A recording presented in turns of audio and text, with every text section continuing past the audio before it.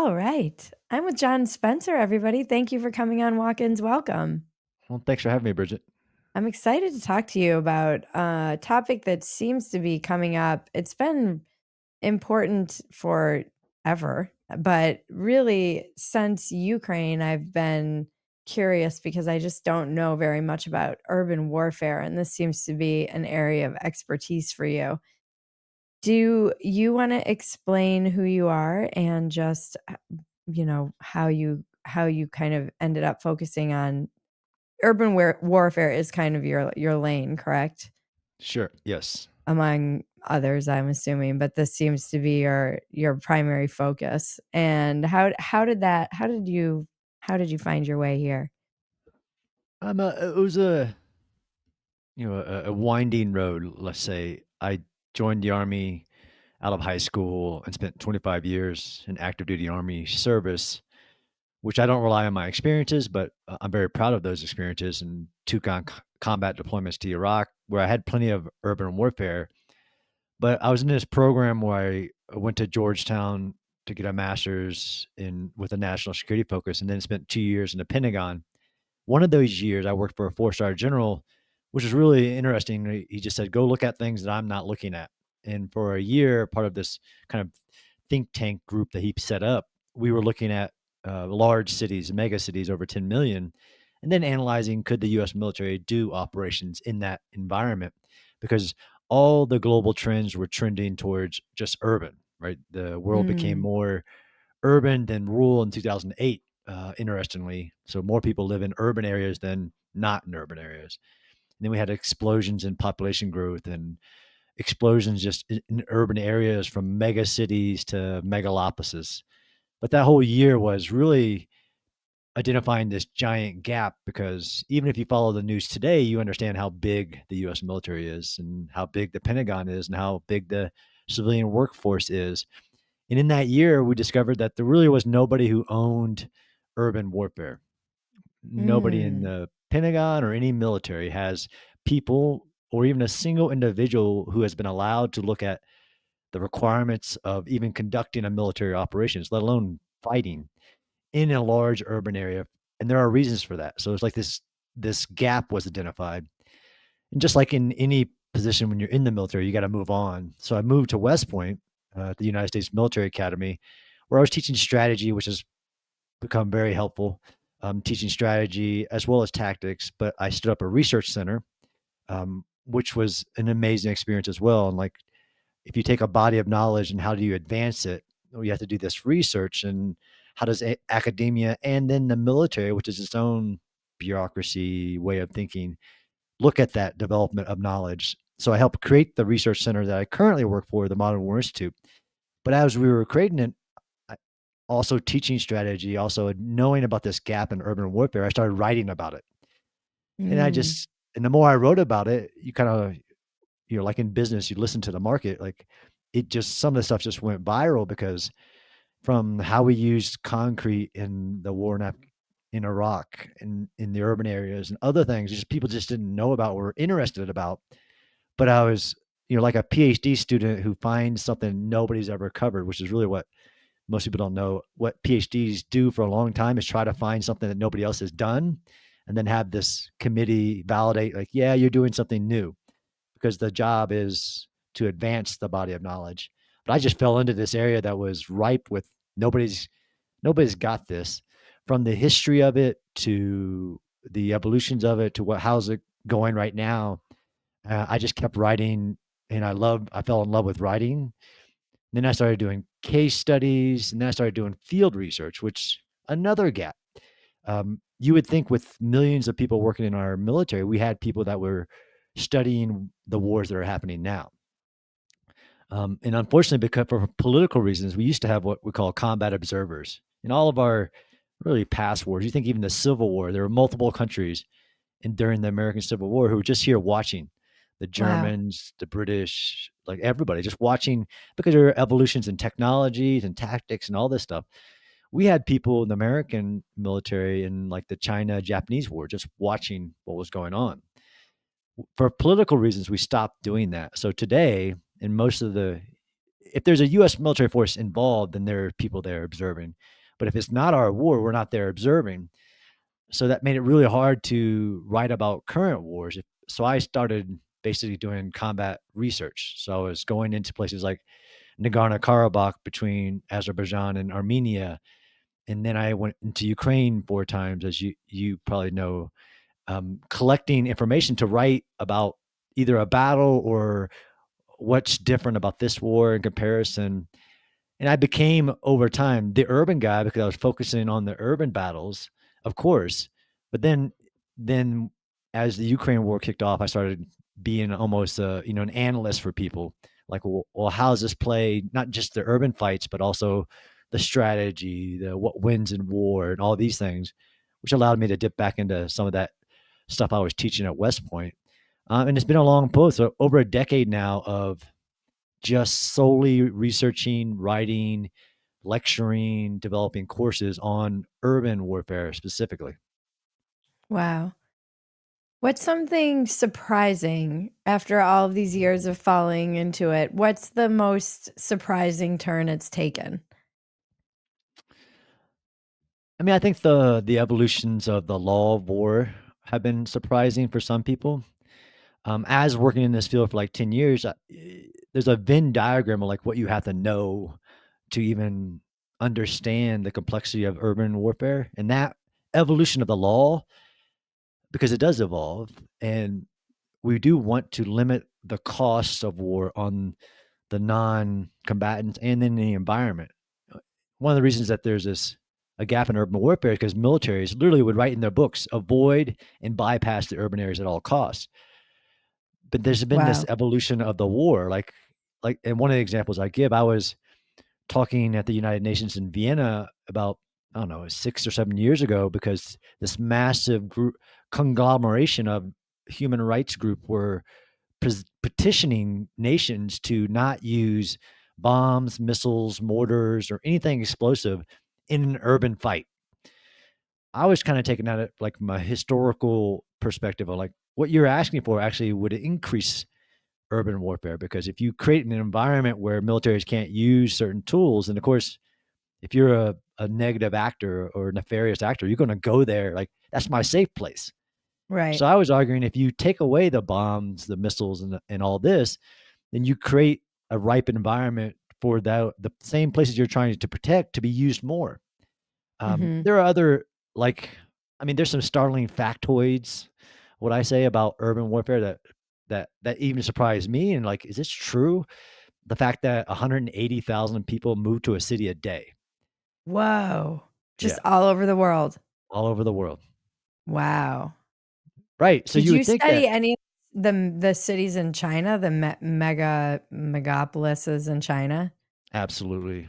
Not down to the detail that I have other areas, because that's the problem with studying cities. So I have a podcast, right? So I created a podcast understanding that there are experts in all these different areas that are involved in urban operations. And one of those is understanding cities. And now I know that, there is a way to understand a city, but each one is different. But you're right. Along the Pearl River Delta, there are mega cities. So that's any city over 10 million merging into other mega cities along the coast. So now you have Right. urban areas that are 80 million, 100 million people involved in a That's single urban crazy. area. So then you go, which is crazy, right? Yeah, that's crazy. I mean, even when I was in Cairo, it was so nuts. Cairo is truly one of the most bonkers cities I've ever been in. It's just it feels so wild and, unhinged. I went But to there's so Mumbai. many people. Yeah, Mumbai in 2008. I went there because there was a large terrorist attack. It's really interesting how the city was attacked itself, but this massive city. If you've ever been to Mumbai, the Yep, density of it, the it's slums, crazy. it's insane, and even the lack of infrastructure. So this is, I mean, New York City is one of our only two mega cities in the United States, and it's a highly complex system. Um, where Mumbai, if you compare it to the same, even the metro system, like there's only five rails leading into Mumbai. And if you study the commute into Mumbai every morning, it's insane. Just millions of people like hanging on to, sitting on top of the Trains. trains, Yeah. migrating, and like 17 people die a day. It's just crazy, the train system in this large city. This is a wild thing about India that I found when I was there because you have, in Chennai, you have all of these books just on the street where they're all studying, learning how to code, and we outsource so much of our infrastructure to them and the organization, and then you go there and it's like, "Wanna travel like it's the '70s again? Go to India." It's wild to me that they have this it seems very, contradictory, that they're kind of outsourcing and organizing all of these things for people all over the world, and yet at home, their own infrastructure seems positively, quaint, it feels like it's literally from another time. It doesn't feel updated or modern at all.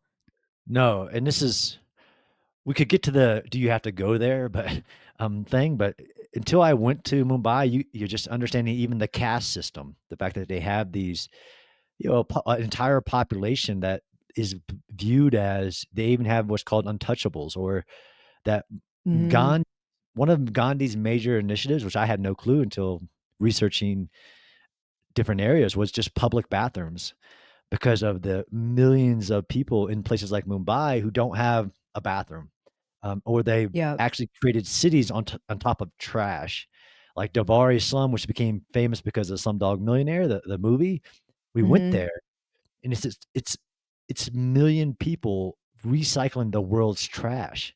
So they were trying to show us, like, in a good way, like, look, these people scrape the paint out of paint cans, and although they have an average lifespan of about 27, 30 years old because it's highly toxic, but it's an economy, like it was a good thing. But until you see some of that, you just have no we can't fathom it. But it or the income disparity, right? So you have a Yeah.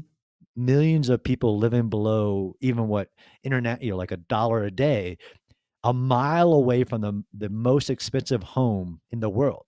Like $1 billion home is a Yep. mile from this slum. Yeah. That was really wild, the income disparity just in one picture that you could capture.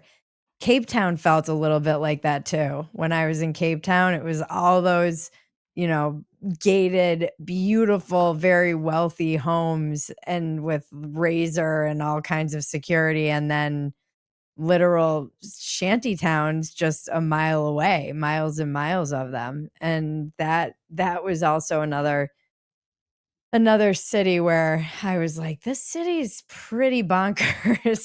There's that Mumbai, another one. Um, There's yeah, actually I've this definitely. concept there's a concept at, one of my podcasts, again, Understanding Cities, there's a concept called feral cities. So cities like Mm. Cape Town and others where you have parts of the city that are not governed by the state or the administration. You think of, like, the favelas. The Olympics Oh, kinda yeah, changed some yeah. things, but they're feral cities, as in they have parts that are just not are self-governed, ruled by their own laws and all this thing. And across the world, there are many of these cities. You can If you go to that part, you're okay. If you go to this part, it's a whole different world, basically. Los Angeles is starting to feel a little bit like that. Um, It's feeling a little mhm. bit feral in parts of it.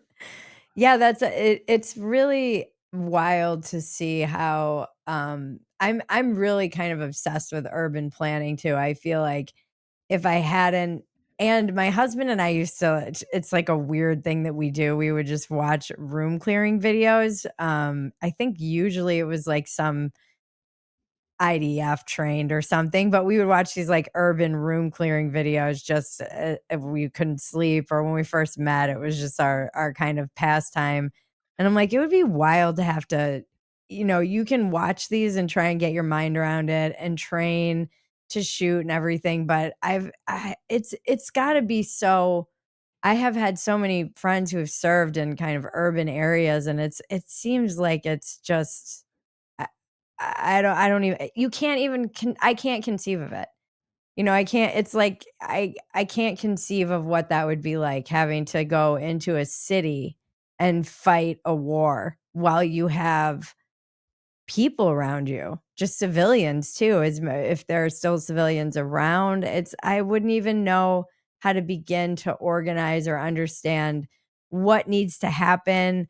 And I'm not even thinking about clearing rooms. It's also just gas lines, water, like how do you know what not to blow up? And it's wild. I don't even This is why I wanted to talk to you, because it seems like it's all so theoretical for most of us, Yep. particularly in America where we have it exceptionally good. Right. And this is why I love the case study system that helps me, even me, understand some of the nuances and differences by taking an event that happened using the same methodology and analyzing all these different urban battles the same way. Where a battle like in the Battle of Kiev, which I studied for almost 3 years trying to recreate what happened there and why, and how much the city played into it, not just the fighters, but the way the city was built. Some of these cities are ancient, so like why a city develops. I did a paper on can you Mhm. destroy a city?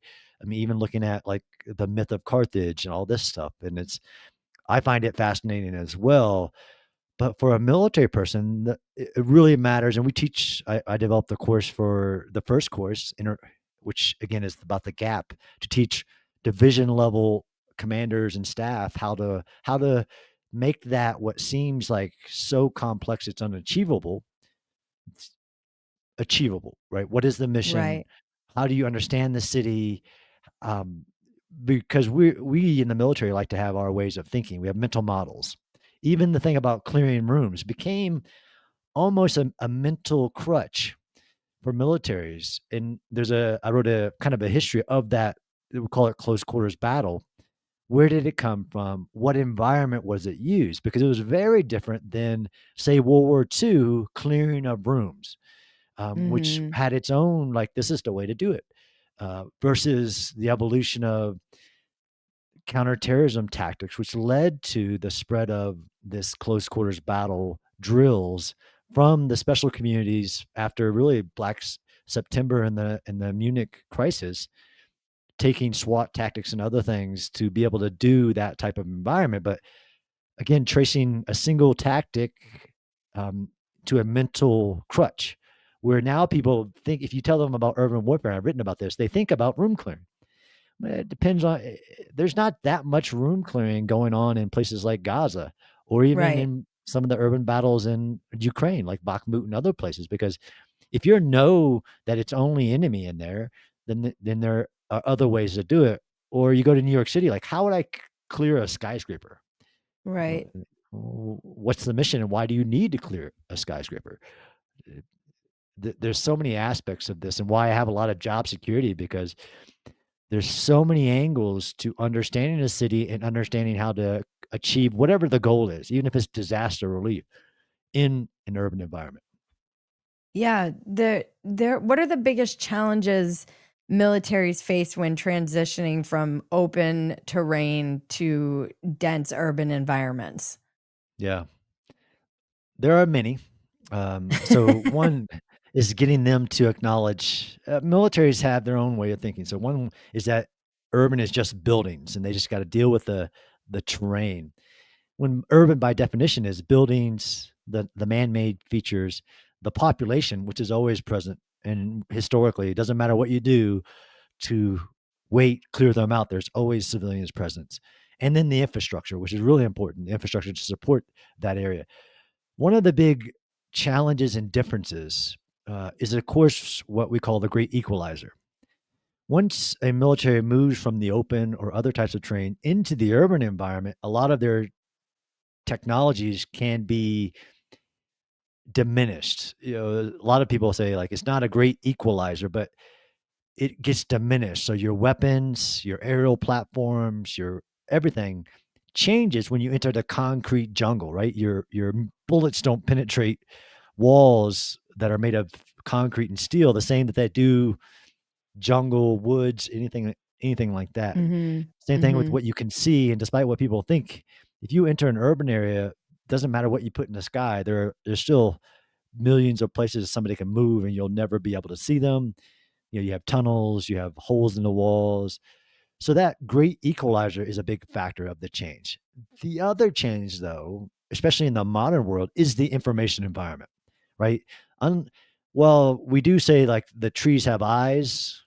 They don't really. In the urban environment, they everything is an eye. There's just the sensors. I could watch the Battle of Kiev happen in live in YouTube, right? So through cameras set up in Kiev, you could watch the battle live on YouTube.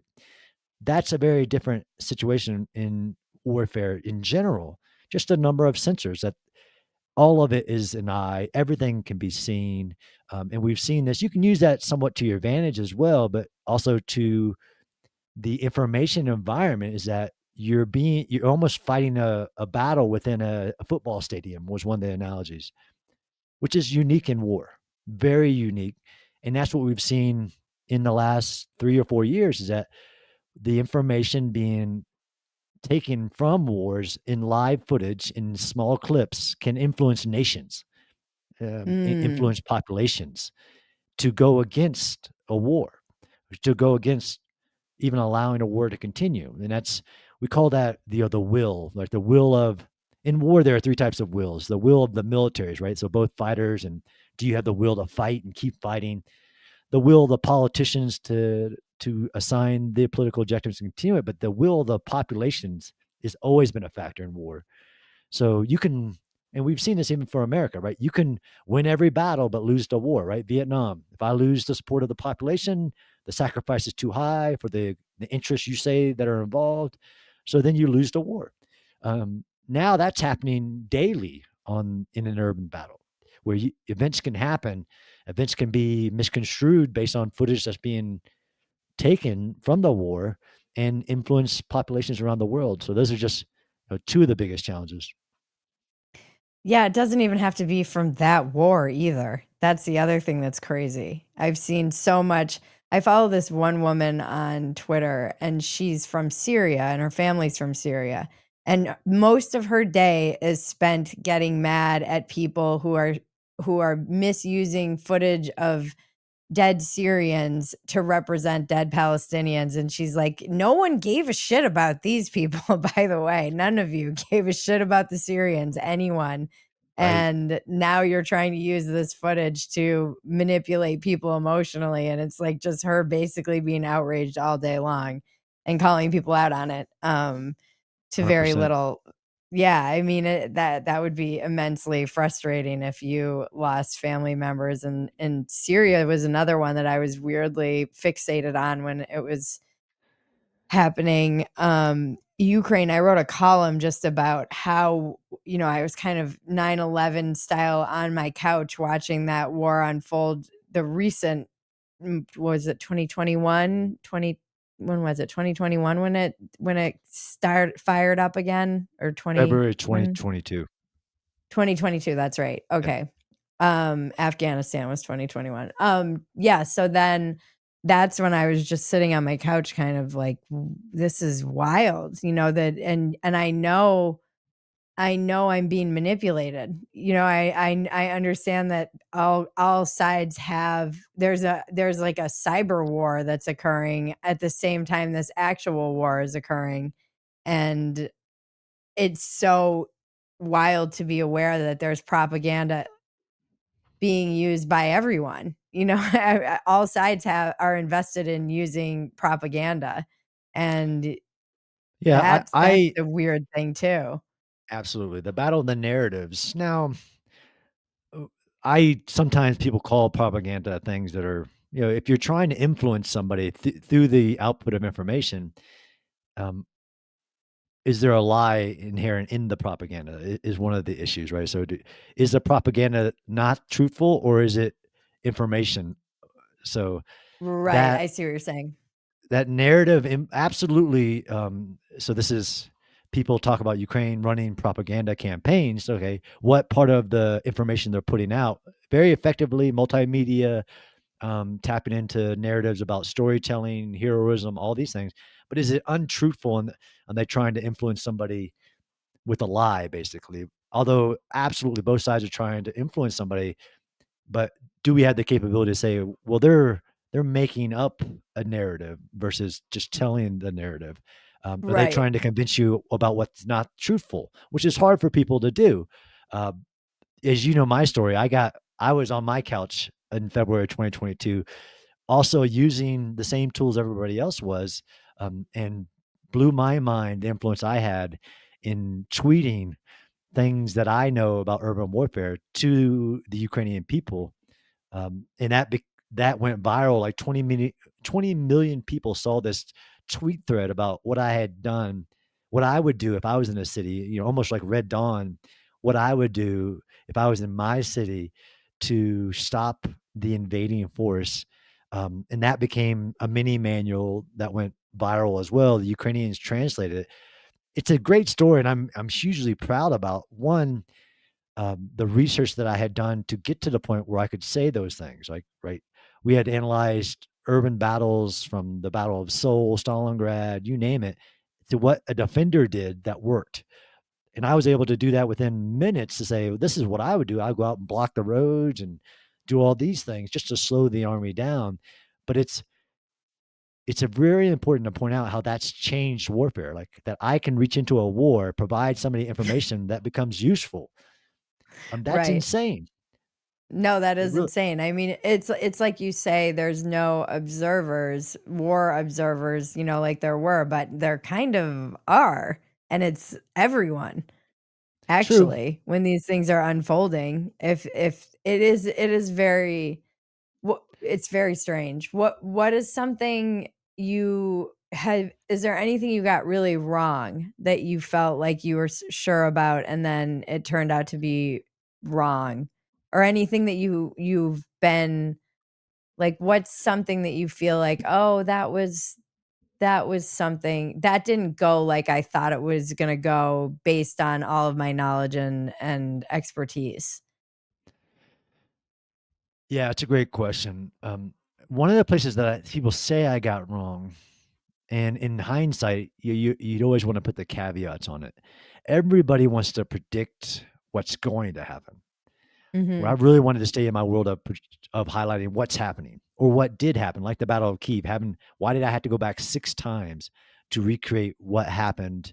What were the major moments? Who were the key individuals of the actual, whether the battle went one way or the other?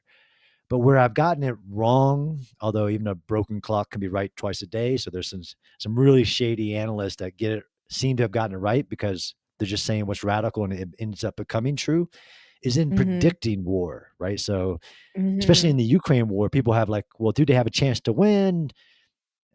How's this going to go? How long will this take? And I always tell people I don't want to predict because I know how uncertain things are, and that it's not about numbers. It's not about all these things. What people want answers, right? And we live in this world where people want answers right now. Like, uh, so there's a couple times, like, and I think I remember in the spring offensive of the Ukraine war where they were trying to penetrate the Russian defensive lines. And I thought they had a chance. And I think I said it that way, even though I was highlighting that just the scale of it was insane. And the not knowing what equipment was arriving versus what was being said was being sent. Um, that's been like, if I could go back in time, I would just put a lot more caveats on, like, well, based on what they have, based on the status of their training, how, and how much we can't do from being on the ground. Like, you're right. We can all watch everything and then we can go to who we trust and say, this is what's happening. But one of the reasons I have to walk the ground on sometimes is to understand in that moment all the different variables, to include the just the will in the soldier, the terrain, the all this stuff. So in a couple of times in that predicting the way it would go, it's everybody wants to push you that way, and that's the analysis that they want, but they don't want to hear like, well, it really depends on all this stuff. Like, no, no, just tell me how long this is Right. going to take. And there's a couple times where I think I said, like, Russia can't keep this pace. Um, but there are so many unpredictables. Like, I didn't know they would empty their prisons of 40 to 50,000 prisoners and send them to the front line, literally murderers, rapists, life sentences, and say, look, if you go serve 6 months in Ukraine and fight in this battle, then if you survive it, you're free. And they would send human waves, although I should have known that. That's like the Russian wave is this human wave thing that they've been Mhm. doing, the Soviet Union's been doing really from their beginning. But like in a place like Bakhmut, where they were sending these prisoners in waves of thousands of, some mostly armed, some, the whole Stalingrad thing of they pair a guy with a weapon and say, well, when he dies, grab his weapon. Right. That whole human wave thing, I should have, I guess, been able to predict that, but I didn't know that in the moment. Or like when the private military contractor made a run towards Moscow, like I didn't predict that. Like some of these human turns are unpredictable. Right. Yeah. That this is it kind of leads me to one of my other questions, just that as we talk about just this, the technology and how that's changed things, even just your ability, like you said, to reach into a war and give advice.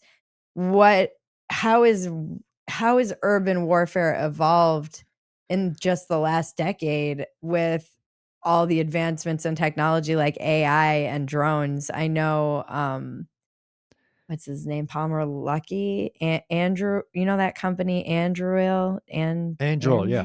Yes, Anduril, Androl. yes. Androl, yeah. They seem to be kind of at the forefront of modern warfare from what I understand, what little I Absolutely. understand.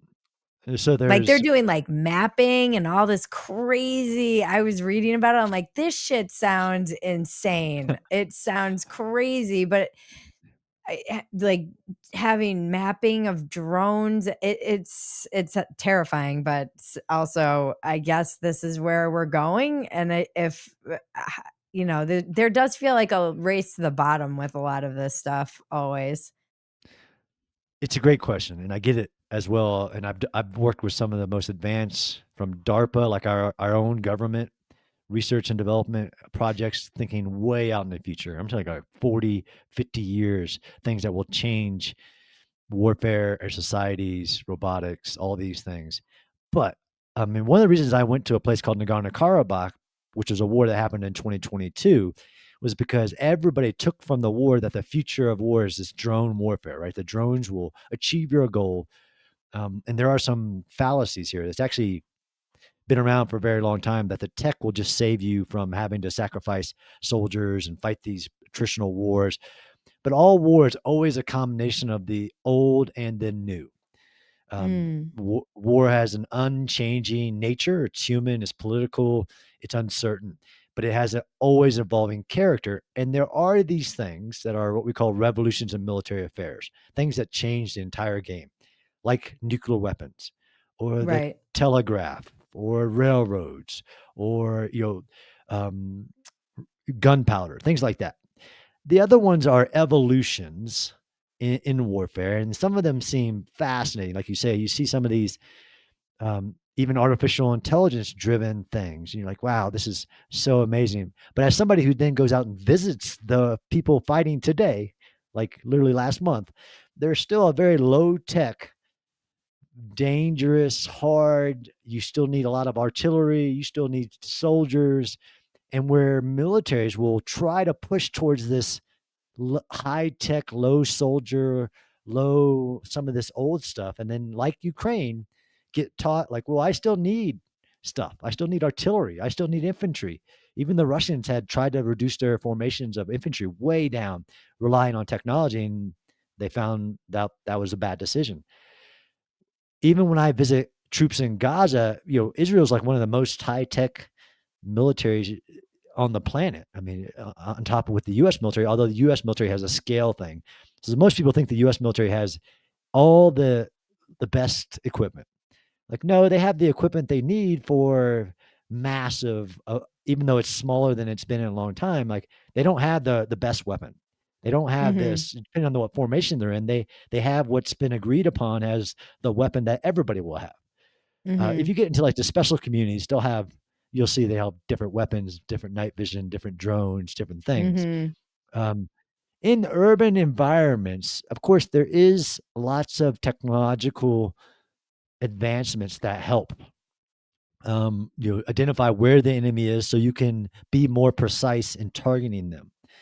But it's still the concrete jungle, the great equalizer. If you go underground, which is what I actually wrote in my book into Ukraine, like start digging, because the Right. underground is still a great place to seek cover and concealment in an urban environment. If you can go from building to building and never pop up, talk about Hamas and 400 miles of tunnels, then it's really hard. I don't care what technologies you have to get to you. And some of the high tech stuff, it's still not for me battle ready, right? Because Mhm. like Ukraine printing basically manufacturing 1 million drones per month or something like that. The numbers are insane because of both sides are challenged at air superiority. So you have this leap, but everybody's taking the wrong lessons. So you go to a place like urban warfare where you need a drone in front of you, which is what the IDF, but it doesn't. I don't need that to be a $10,000 drone because it's most likely going to get shot, get run into a wall, all these things. So they're using cheap commercial drones.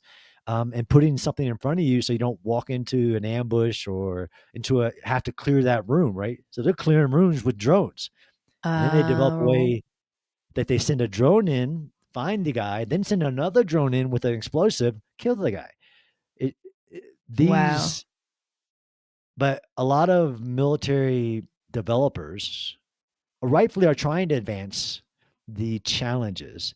But the problem is that they're imagining a future of warfare that isn't here yet, right? So I don't, there's a mismatch sometimes to requirements of the urban, and it's very different. Dense urban combat, e- even in Gaza, it's way different than Kyiv, right? Because in Gaza, the enemy prepared for 20 years. Every building, Mm. every other building has a bomb, a cache, an enemy in it. The tunnels run throughout the whole thing for only military purposes.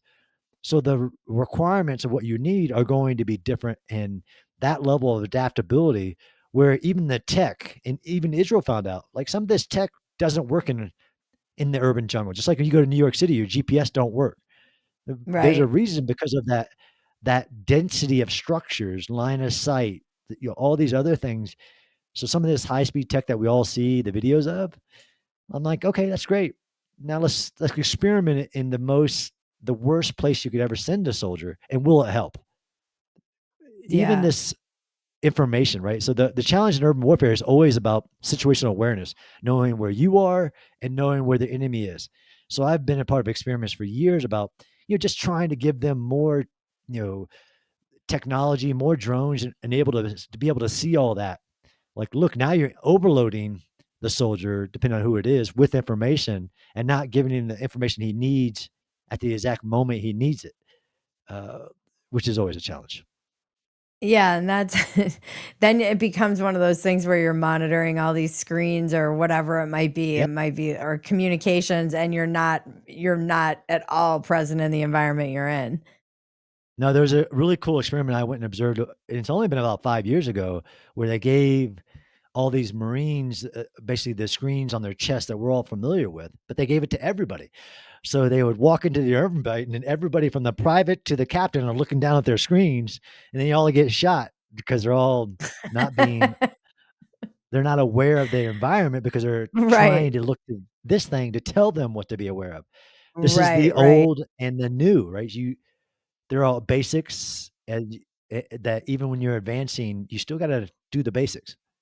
I had this moment with a family member. It was so exactly this, basically, but, not with war, with weather, where there was a big storm coming in, and the family member was visiting us, and they were like, "Oh, it's a big storm," and they're just, like, fixated on the Doppler. They're like, "It's gonna be here," and I'm like, It's you can watch it coming, and, like, let's go sit outside and watch it," and this person was standing outside in my yard looking down at the Doppler as this amazing lightning storm was going on around. I was like, "Put your head out, like, you can see it and feel it coming, but you're just, like, fixated on watching it come. Like, it should be here any minute." I'm like, "Yeah, I know, I can see it coming." But it's Uh, wild how that yeah. can, that can take you out of your actual environment completely. And it really matters on who you are, right? So I ran an experiment at West Point where I gave all the cadets technologies in the field. I gave them a virtual reality capability to go on to the urban objective before they attack it to help them plan for it better. And what was the interesting finding of the research, and I did a whole control groups, all this stuff that you're supposed to do, was that the cadets rejected the capability because they were too cognitively overloaded by just trying to do the mission, like whatever the simple task of like attack or hit that building. So their mind couldn't take in this information that to an expert, as in like a tactical expert, like think the most badass special forces guy who would like absolutely be able to use that information to increase their performance. And I measure performance by like time and everything. Mhm. But if you give a certain quality of mental thinking and another piece of information, they're already cognitive overload and they're not going to be able to use it. And our younger generations, and this is not me, being the grumpy guy saying like, yeah, these younger kids, because they developed through technology, they also lack some of the capabilities of that are really important in warfare, like spatial projection, the ability to project yourself onto another location and then appreciate that information. A lot of the cognitive scientists, and I know enough to get myself in trouble, but um, without practicing that capability, kind of like with the GPS, relying on the GPS for navigating means when I give you a map and tell you to use a compass to go to that location, it's going to be a lot harder for you because you haven't practiced that spatial projection of imagining yourself moving to that location without the thing telling you where to go. Yeah, I have a whole stand-up routine about like America's Too Fat for a Civil War, and one of the things is like we lost the battle for the River Ranch Costco. I imagine what the letters will be like, and it's like, in fact, we got lost right away because nobody knows how to read a map or use a compass, and if the grid goes down or whatever, you're just shit out of luck, I guess. I try very hard not to use my, GPS once I kind of know the way to somewhere. I understand I understand why you'd wanna use it though now too, because you're like, "Oh, do I wanna know if there's traffic and if there's an alternative Absolutely. route instead of just taking that route that I would normally take." So I understand. I used to be very like, "Oh, never use it once you know." So I understand that there are bonuses to using it, but generally I felt like it was just making it was like that part of my brain that had a sense of direction was atrophying. It actually gets smaller. So there's scientists showing that part of your brain, if you don't use it, like navigation, gets smaller. Oh, wow, So okay. So it was getting yeah, smaller. absolutely, which is fascinating. And when you get into the urban environment, I even say this about Gaza, where we'll do all these things like we'll number every building and we'll put up all these lights, we'll use all this technology. But until I get to the point where I have virtual reality, not uh, I mean, augmented, not virtual. So augmented, like, Yep. puts the stuff in your so if I'm looking through basically, an augmented reality that tells me that number, that building with 100% certainty is the number that I see on this device, and this is why and even in Gaza, Israel's had a high amount of fratricide because of knowing where they are is in having that confidence of where they are, where their target is versus, like, a partner unit that there's so many elements that are beyond just technology problem here. It's the environment, the individual, and the technology that becomes a massive life or death situation in urban combat.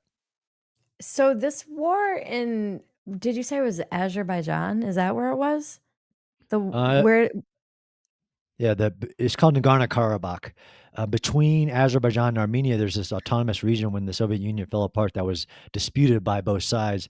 Internationally considered Azerbaijan, and the Armenians took it in the late 90s. And then in 2020, Azerbaijan re-engaged. There was a major battle on a cliffside, which is why I went there. I went there to study Oh, this interesting. urban battle, which was on top of almost 1,000-meter cliff, and the Azerbaijanis climbed it in the middle of the night and scaled these cliffs to infiltrate the city and take it without this major fight. Later in 2020, when everybody was watching Ukraine and Israel, there was another war in 2022 to, and now it doesn't exist anymore. So it's all Azerbaijan. But yeah, but it's a fascinating.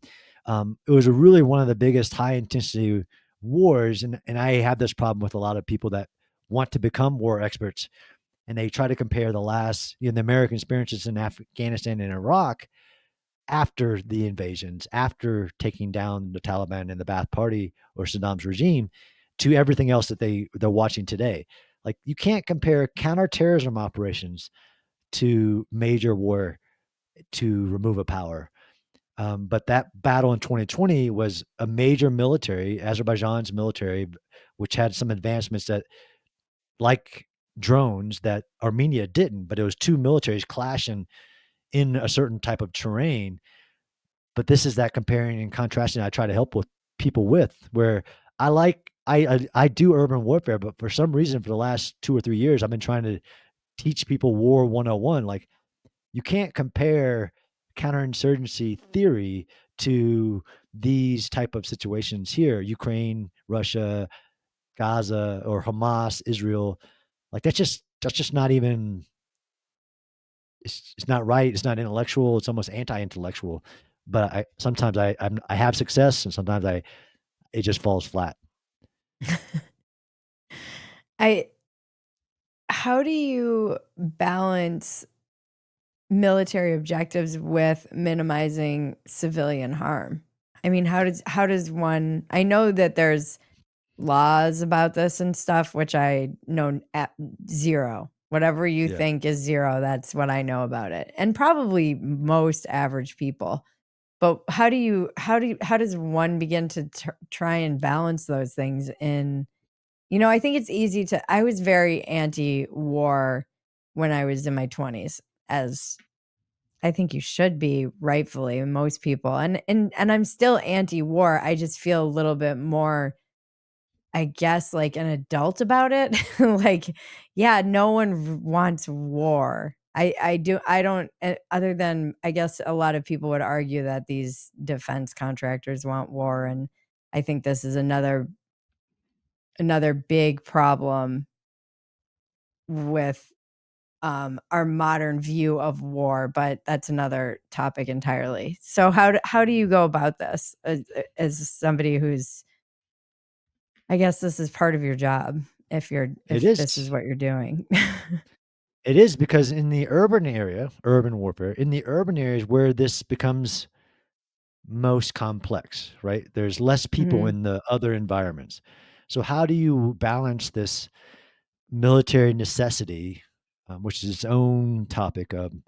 Is it I everybody should be anti-war, absolutely. And while somebody would say, like, John Spencer's not anti-war, like, I am. I'm actually very anti-war, but I'm also cognizant of when somebody there is a war, what is necessary and what needs to be done to stop it and to deter it from happening again, right?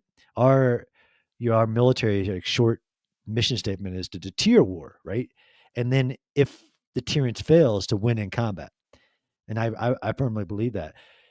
In urban areas or in war in general, right? The goal is always to balance that military necessity with that humanitarian concern. And it has evolved. This is the thing that I've had to wrestle with even myself. You can be in the military a long time and not be an expert in the law of war, or in even how do you do it in urban areas. And I've had to. I actually call myself a student of all of this. I learn every day, because there's so much to learn. The law has evolved, and like things that we did during World War II. And then one example I give people is like bombing cities for the purpose of getting their governments and their military to give up, you just lose the will to fight, because war is always. We, after the World War II, which is horrific, right? 70 million people died in World War II. We said we wouldn't do certain things. We as a globe, really, all the powers of the global order at that time came together and said, "Look, this was awful. We want to prevent another war of this scale, a world war, and we're going to mhm. agree on all these multinational agreements, like the United Nations, before that, League of Nations, all this." And then part of that was the Geneva Conventions and the in involving the law of war, what you would and wouldn't do in urban areas. it is always, these fundamental things. And the one that people started really discussing after, they should have been discussing it in Ukraine, because there are lots of even fundamental international law, as in, like, when can you start a war? Like a war of aggression, which is what Putin did, despite what you think why he did it. It was a war of aggression, violating a sovereign border, and for the purpose of overthrowing that other government. That's a war of aggression that, according to these global orders, was a violation of that. But then we should have been talking about, okay, now there's just reasons for starting a war. It wasn't there. And then there's just execution of the war.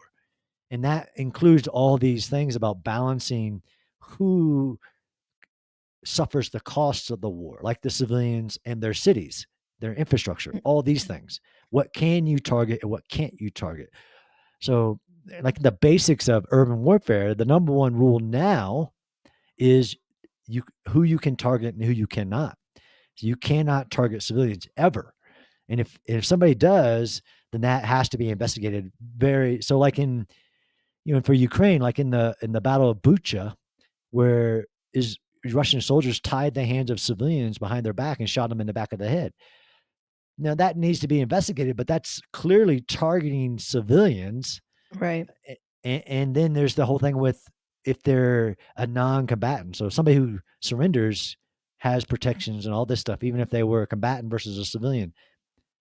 It gets really hard in a situation like Gaza, where the other side, the Hamas, knows all these considerations, right? These Right. balancing humanitarian concerns versus military necessity, and what the law of war says you can target and you can't.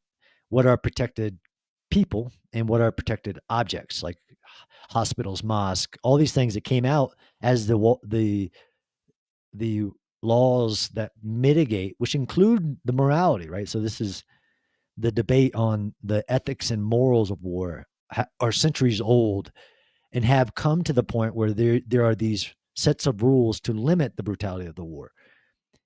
In the urban environment, against somebody like a Hamas individual who knows all those considerations and then tries to use them against you, and tries to get civilians killed so that the world turns on, in this case, Israel, and within the international system forces them to stop. Mhm. The way you do it, your question is, how do you do it? Well, it's one is being cognizant of it in planning, right? So when I'm teaching a course about this, we include what we call civilian harm mitigation and the laws of war, two separate classes, into the planning before you even start the operation. So you're accounting for, like, well, how am I going to get civilians out of harm's way? How am I going to be able to distinguish between a combatant versus a non-combatant civilian? It's all complex, but there are some very simple basics to it. Um, but this is where we're living in this world that I've seen, and I've had to argue, of what's called the effects of the war, right? So war is hell. All war is hell. And there are innocent people who suffer the costs of war. But we live in this world where people are taking what they can see and what they hear and then passing judgment on what happened. And that's not the way the law, how you do this, works either, right? So whether you're the attacker or the defender, you both have responsibilities according to this rule.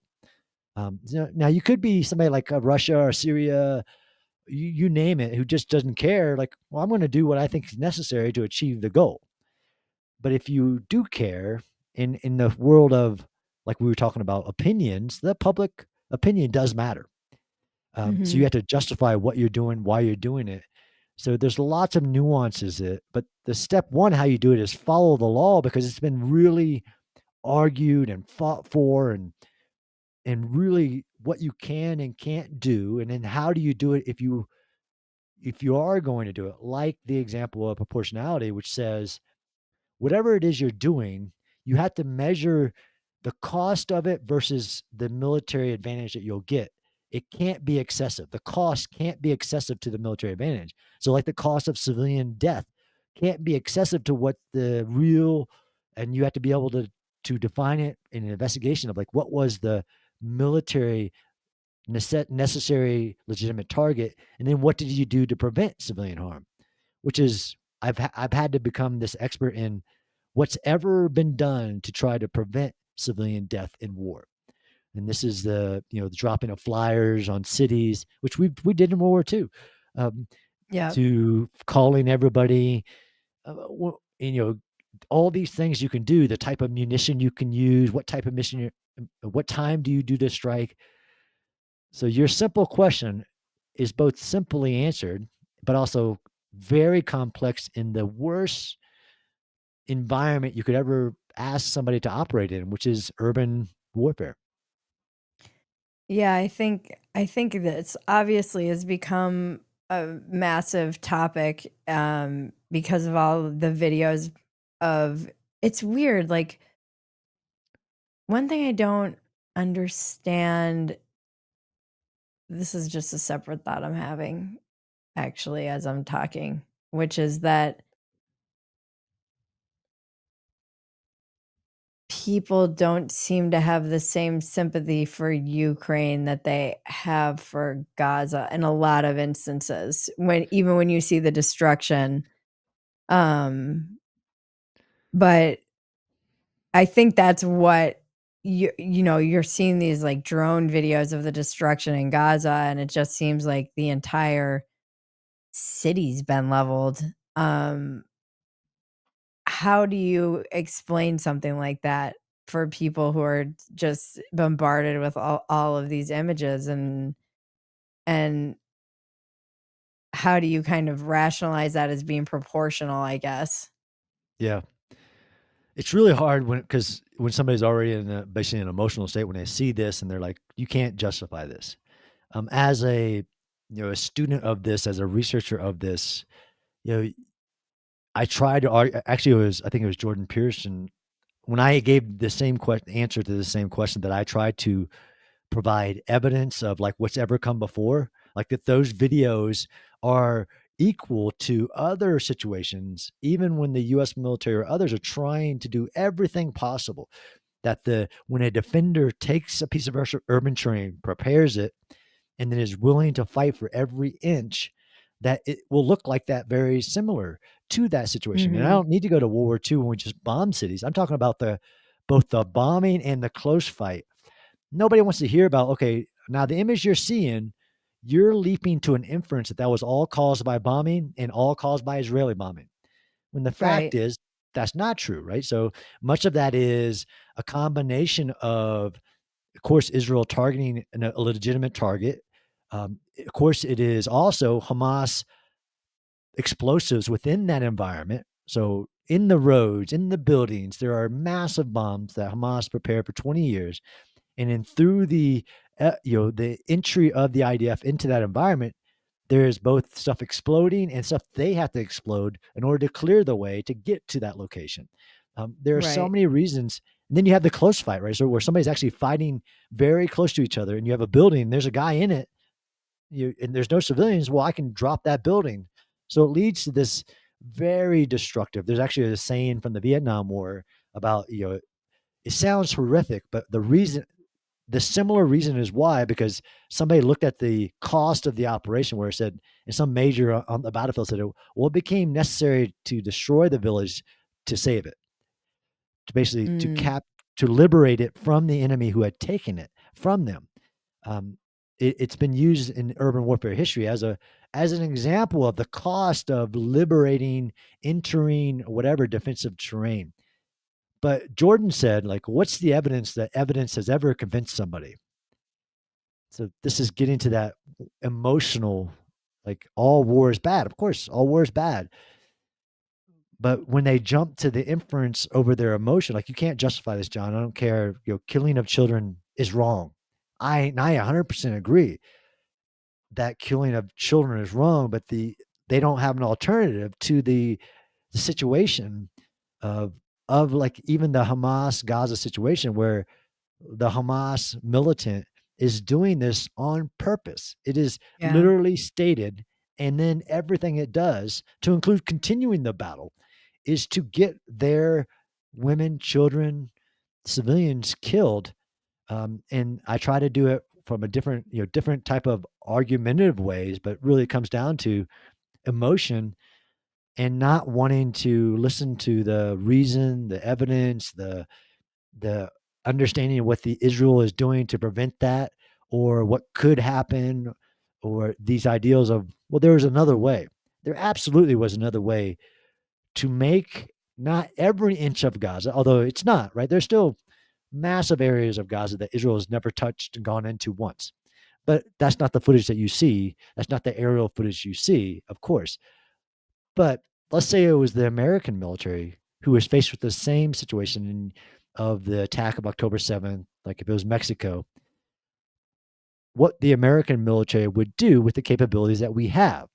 It isn't that we Mm, would just turn Mexico City to glass. It would be that we would use overwhelming force, and people confuse that with disproportionate, overwhelming a force, surprise, speed, to get the military goal achieved quickly, because it is right in urban warfare history is that if you give the enemy time, just like in Kiev, if you don't achieve your goal quickly, then they'll turn every block into a battle. And that's what I recommended. right. Turn every building into a battle, and make them wind down to where they can't accomplish their goal. So for the U.S. military, had it faced an October 7th on our border, we would have used overwhelming both air power. It was called the Joint Force, but we would have tens of thousands of soldiers to enter the enemy's environment, return our hostages, and ensure that not a single rocket emanated out of that territory. Because people don't want to talk about that either. Like, there were 4,000 rockets launched on the opening morning of October 7th, and over Mhm. 20,000 rockets since October 7th out of Gaza headed towards civilian cities in Israel. And of course, the military has the right to shoot at where that rocket came from to destroy that launcher.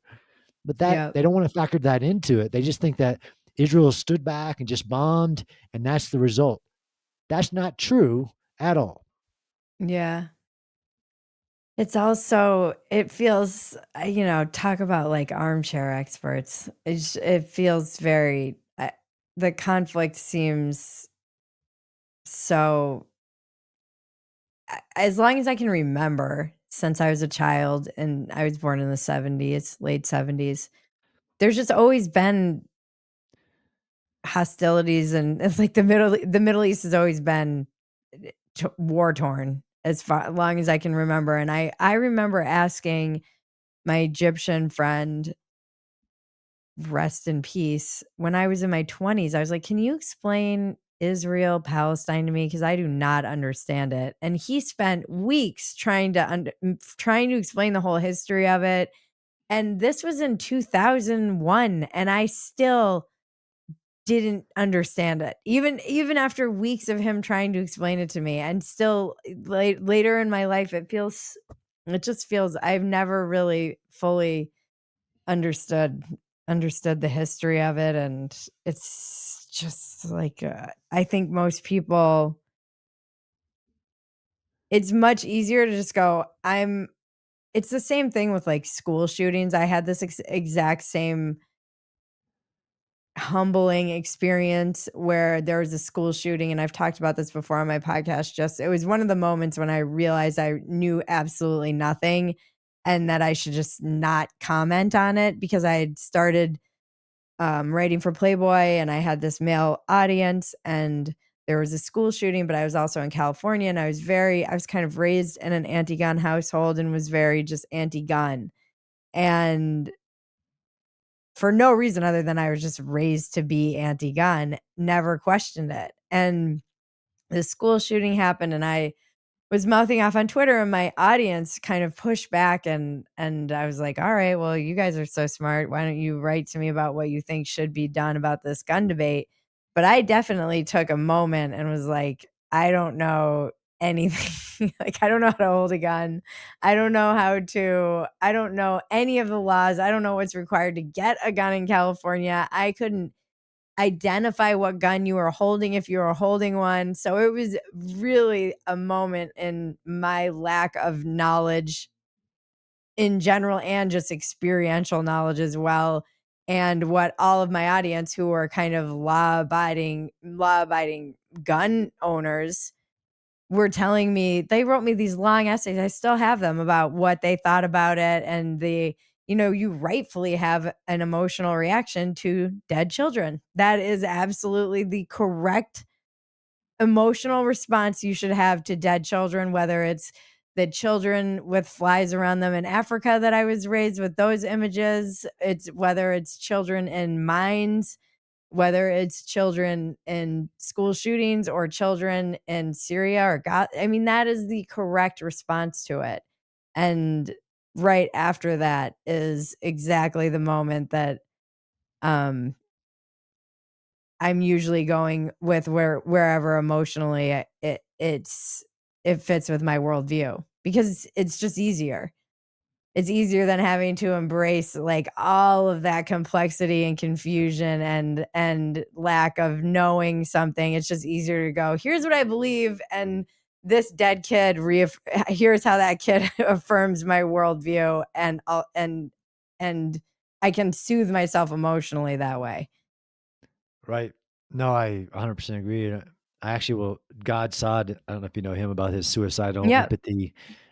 This is what we've seen, right? We've seen that rightful emotion then be translated into picking a cause that fits our worldview, but they've picked the wrong cause. So they're like, American college students flying Hamas flags or Hezbollah flags on this vile terrorist organization that would chop the heads off of every one of these individuals if they entered that environment. And then I understand, I can't relate, but I can imagine the logic that led them to that, Yeah. based on this is horrible. Of course, this is horrible, but then reject. And I think there's a term for that. Reject any fact that's contrary to now I've decided these are the good guys, these are the bad guys. You know, you know, whether it's queers for Palestine or you name it, like it's suicidal empathy where they would actually kill you, so you would be committing suicide had you if you went and met with those people you are violently protesting for. Yeah. I don't think they would give them the same luxury like you said. Are the are these the people who bear this cost the most obviously are veterans and the people who are actually fighting, who have to I mean, and this is one of the reasons that I understand all of these conversations in theory, but then it gets to a point where it does feel childish because someone has to make these decisions. And I'm glad it's not me. But someone has to make these hard decisions about how do you mitigate these, casualties? How do you even begin to do that? It's easy to sit back and be like, I did this. I did this through all my 20s. Like, war is bad and these people, and by the way, I think it comes from growing up in, like, weapons of mass destruction and being in wars that don't make much sense. There's been now decades of veterans who have come home who are kind of long standing members of military service in their families who would not tell their kids to do the same thing, who have lost that kind of pride and belief in it. So this also feels like a something that's going on in our country as well. There's just it's not, maybe since Vietnam, there just isn't the pride. My grandfather was in World War II and that he came back a hero. I don't know anyone who's really come back a hero ever since from war.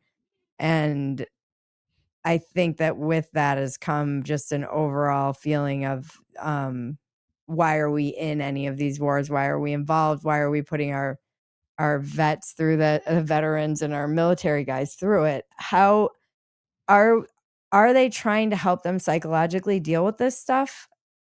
Is there So any who is it the the military Israelis the or the military, US?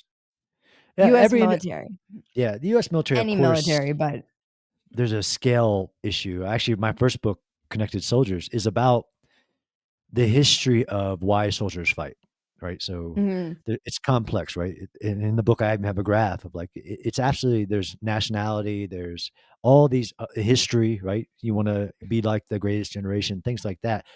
In the battlefield, it comes down to the people you're left or right.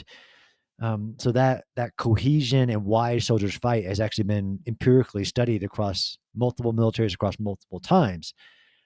That's important both for sustaining so joining the military, whether it's a draft or like mandatory service of Israel or a volunteer force like ours. That initial motivation, that sustaining motivation, and then in the combat, all the requirements to do it in combat. And there's a complex psychology for each one of those, especially in combat, which is the hardest part, right? Why are you fighting? And then there's the how do you live with the fighting, right? So Right. how do you make those very personal um, matches to your beliefs on what the war was, why you were doing it, and then how did your military perform itself, right? Each military goes through that process. And if it's an existential war, it's a lot. I'm saying it's easy. None of it's easy, but there is a part of that being a big part of the cohesive tissue between everybody. They know that this is about an existential threat to our freedom. In Israel, it's also a lot different because you can see your home behind you. I can't imagine it. You can watch rockets going over your head as you're fighting in a battle and believe it's going to your home, your family, your whatever, because Mhm. the proximity is insane. Right, it's so Where small. it's so small and like you can see the lights to your house in the middle of a battle that you're fighting. All this factors into that. What you're talking about, that psychology, all of them, to include the Ukrainian military, and again, that gets to a scale and whether you have a system like we have our Veterans Affairs, which has evolved and has lots of issues. And there's always a talk about fixing it and making sure that we care for the people that sacrificed every one of them. Um, but that psychology is in a connected world. One of the differences between like the World War II is that you had millions of veterans coming home together and they entered the communities and they had each other in the communities, right? The VFWs, the American Legions, just the communities. When you have less than 1% of your population serving in the military in general, let alone a war, then when they return to the societies, into the different places they come from, there will be less people that can relate to their experiences at Yeah. all. And that's a challenge in Israel. Again, there's a really good book by a guy named Sebastian Younger called Tribe, which looks at this process from ancient like times till now Oh, of cool. going to war. It's a really short book too. It's amazing. He's a great writer. Going to war in the past, and then all these different communities, how they deal with it. And Israel actually, before October 7th, had a very low rate of PTSD because of mandatory service and how small they are. Is that when a soldier fights, he comes back and his dad knows what like everybody can relate, and it's a community and all these things. Absolutely, it's an issue. And there are events that scar veterans, like the Afghanistan war, of was it worth it? Look what happened at the end. You're like, I feel like, to belittle their service becomes psychological down to the individuals. And we have an astronomical suicide rate in Yeah. we have like at one point, and it's still 22 veterans were committing suicide a day for years. Yeah. It's very complex. It's Every so military's dealing with it though, right? Israel knows it will have to now for a generation care for both the psychological and physical. We could get into, we can save people on the battlefield now. So now we have massive increase in just people without limbs who've saved their lives, but they'll be forever changed physically and mentally.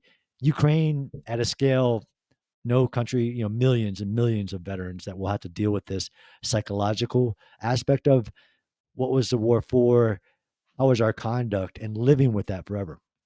yeah, the moral injuries, those are Yes, those are hardest to deal tricky. with. Yeah. Absolutely.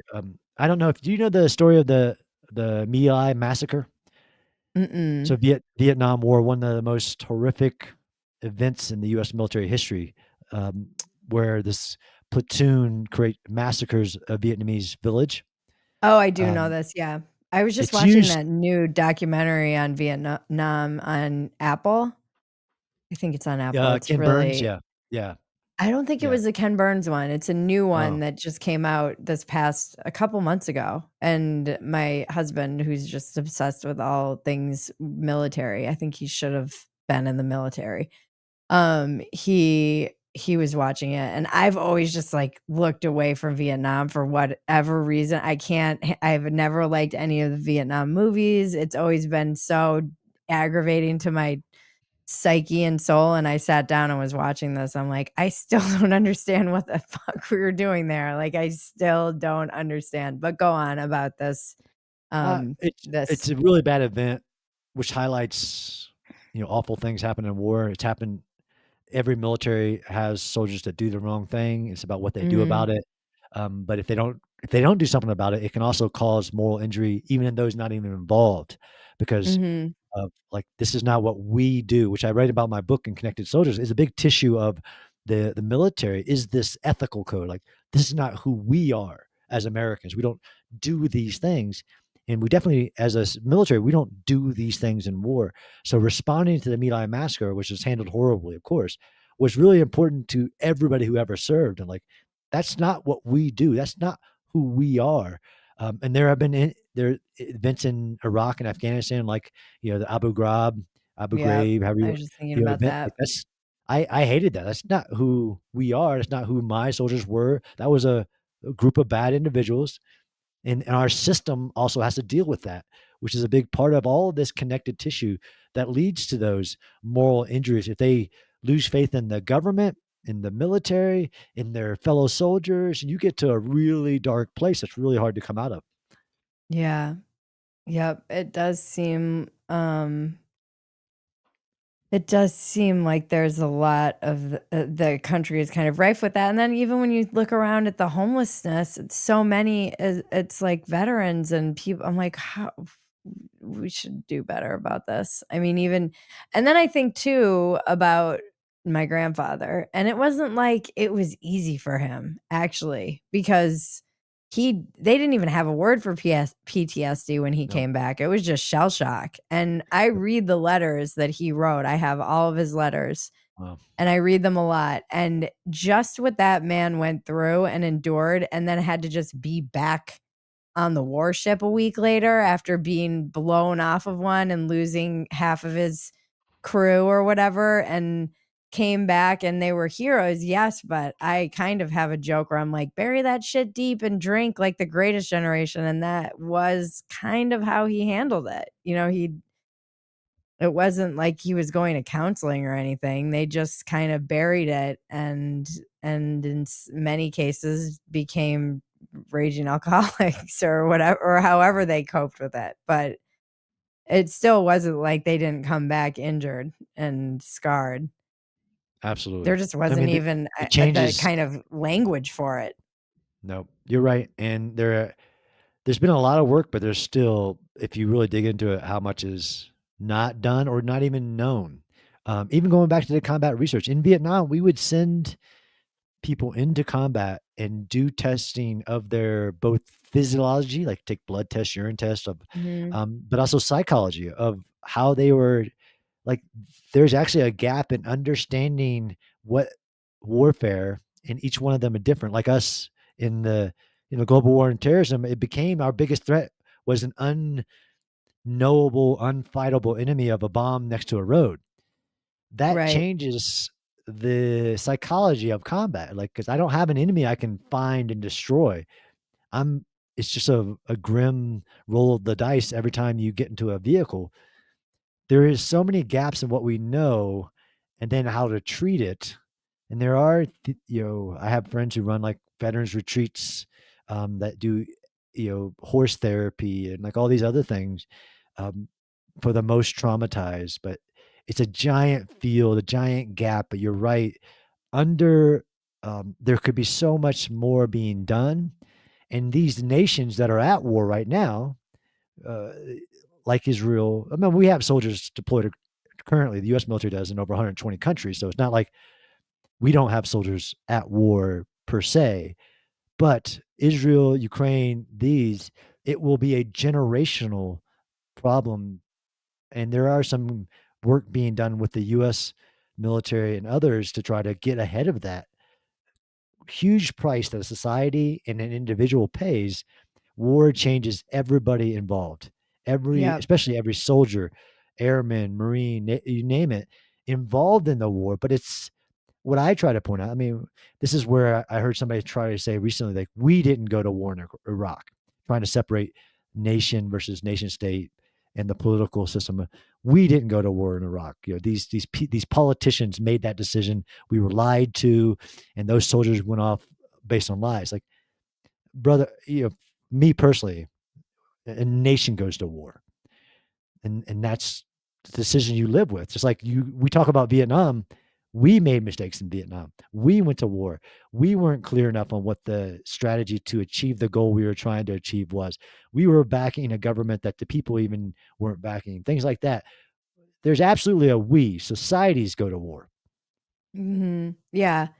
I get this a lot because I was open about the fact that I voted for Trump, and then people will be like, "Do you know what you signed on for? This is what you're signing up for." It's like, "Yeah, I voted for Obama too. Do you know what, like, as an American, do you know, like, we can play this game forever. Yeah. This is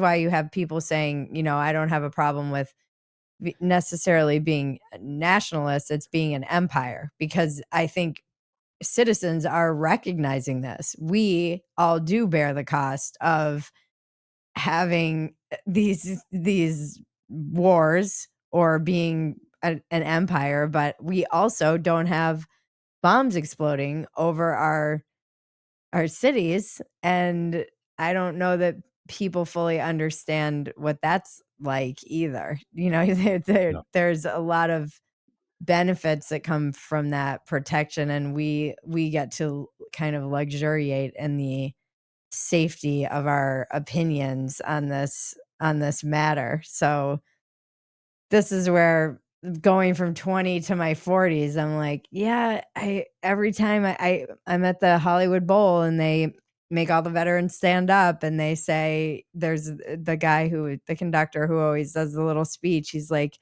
there are people flying around and eyes in the sky and that are keeping us safe, and we take it all for granted, and not every country has that, and it gives us the ability to speak freely and to go to the grocery store and go about our day. And yeah, it's complicated. It's Yeah. very it's Very complicated. complicated, I but I I 100% agree understand with you. looking out at the world and going, "Hey, we've done some bad things," and I was a 20-year-old who was very kind of borderline anti-American in that sense, and then got older. I don't know. So I joined the Traveled army at more. 17, so I didn't get that, but I definitely Yeah. understand it. I definitely, I mean, I believe we're we the people. You know, I believe in all these things. I believe in the Constitution. I believe in a unperfect system that we have, but I won't rail against it. I will. You can criticize. That's part of the system, but like, Yeah. just as a part of the values and being in the military, like, even if I didn't vote for the president, that's my president. I'm Yeah. If that's not overly nationalistic, it's I believe in our system, which can change if I don't like that person, you vote all this stuff, but that's our president, that's our nation. And if I want to understand more why we made certain decisions at a certain moment in time, then I know now as an academic that, whoa, wait a minute, I got to understand the context of the decision that was made, both, with a group of individuals that are fallible, to what was going on in the world at that moment, right? So the post 9/11 decisions, things like that, Yeah. of what decisions were being made. Hindsight is always 2020, but that's what I love my job is to be able to separate that, those inferences from the actual context that the decisions were being made. And when you joined the army, where are you from? Indiana, Okay. And yeah, small town. did you always want to be in the military? So I grew up on a very poor mom, raising three kids, working three jobs. After high school, there wasn't anything else. Like, there was the small, just becoming a member of the community.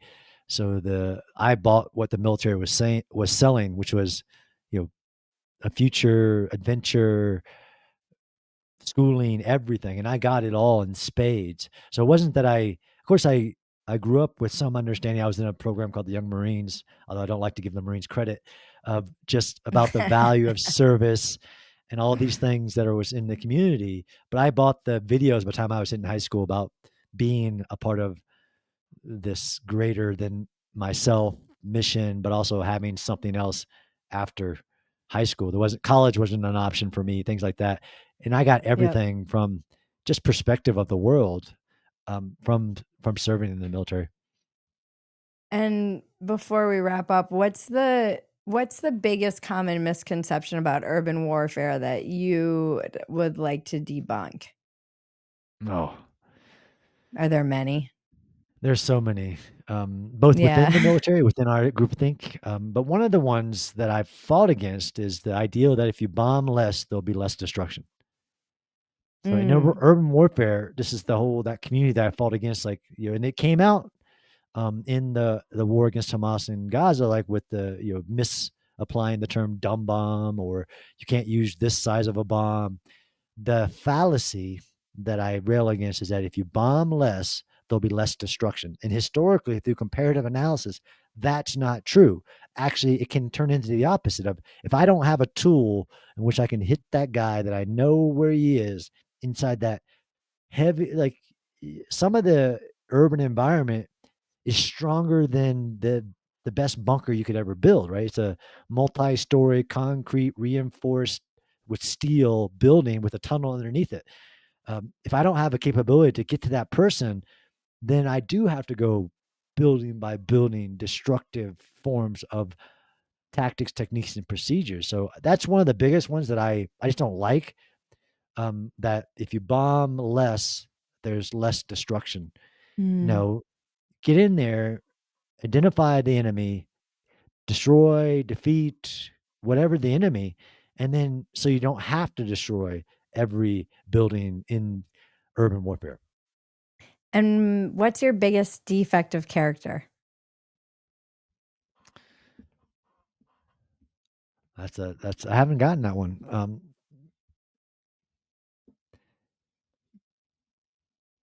My biggest defect is the ploy towards facts and reason, um, and trying against somebody who's only communicating with emotion.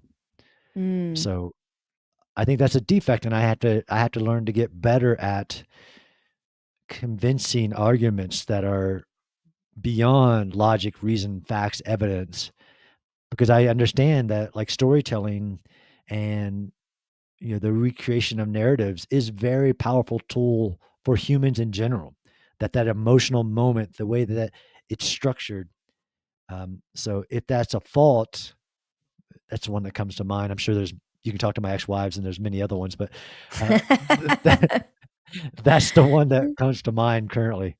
It's like I Yeah, get so frustrated.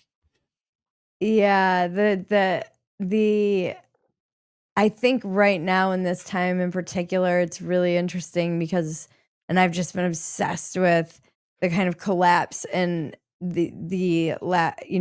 is expertise? What is my husband and I just had a long discussion about this, and what does it even mean? And when you have this collapse of institutional trust all across the Yes. board, thanks to COVID and many other things, I think even like weapons of mass destruction was really the beginning of these small collapse of institutional trust over and over again. And conspiracy and all this other stuff is really just this desire to make sense of, to tell a story, to make sense of. Our brains want to make sense of these things that we're being bombarded with heavily emotional imagery. And then now no one trusts anything, and so they're trying to make sense of it, and they'll convince themselves that they're making rational sense of something, even if it's still kind of reverse engineering an emotional response. So it's very tough. I think, with there's a lot to be said about the death of reason right now. And I'm kind of obsessed with this whole moment. It's just I I mean, and this is trickster makes this world. This is where trickster arises, is in these crossroads and it's like the end of something and the beginning of another, and we don't really know where we are in the end of an old normal and into a new normal, and you have also in conjunction with that AI and not knowing how to determine what's real and what's not. It is a very more and more from people I hear two things. I don't know what to believe and I'm checking out. Like they're just they don't want to they're just checking out of the news, the discourse, all of it. I can't agree with you more. And it's the rise of the split-tongued devil in my own terminology, which has really frustrated me as a believer in knowledge, is that the rise of and popularity of the split-tongued devil in my mind of somebody who does what we call historical revisionism, where through WikiLeaks or through whatever, their tidbit of information will reconstruct a narrative and it'll be told beyond convincingly. And then we're trying to go back and rewrite history as in like, look, if this is true, what we discovered here, then we got to question everything we know. And we're going to do it in this way, which is really emotional. Like, aha, I got this piece of fact. Now let me tell you about how that means this. COVID really broke people too. You know, It did.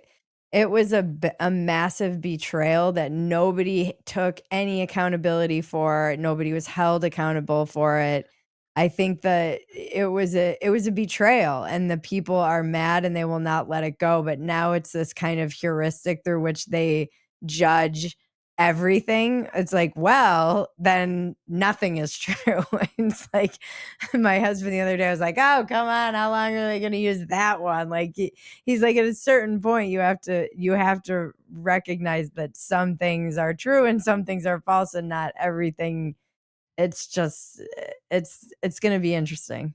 I don't think there's I don't think anyone I think a lot of people want to proclaim to know, and I don't think anyone knows. And the general lack of humility in the discourse is immensely frustrating too. And I feel like people feel like the only way they can kind of compete in the discourse is to be excessively arrogant. And it's not I don't I no, because there's no real benefit to saying I don't know. No, there's no benefit to that, and you're certainly not gonna be the person that gets the most attention. Yeah. What's your biggest asset? Um, Absolutely. My biggest asset is a purpose-driven life. I believe, Mm, and that evolved around my children. I'm such a believer in what are the priorities in life, and I have this purpose-driven life that I think I was gifted.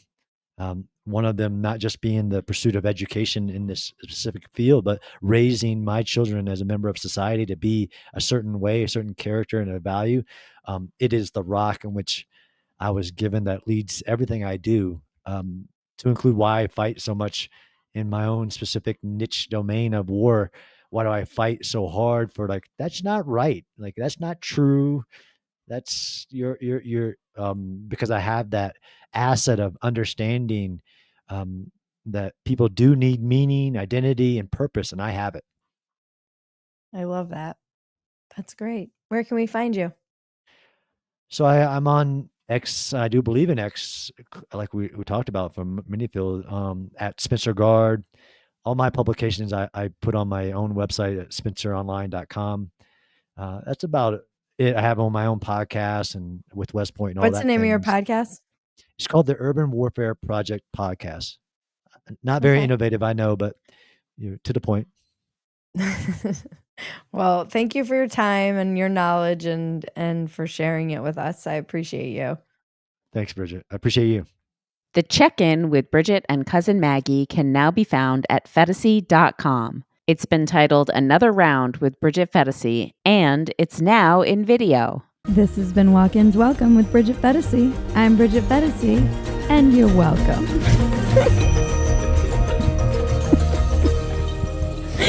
It's the dumbest line.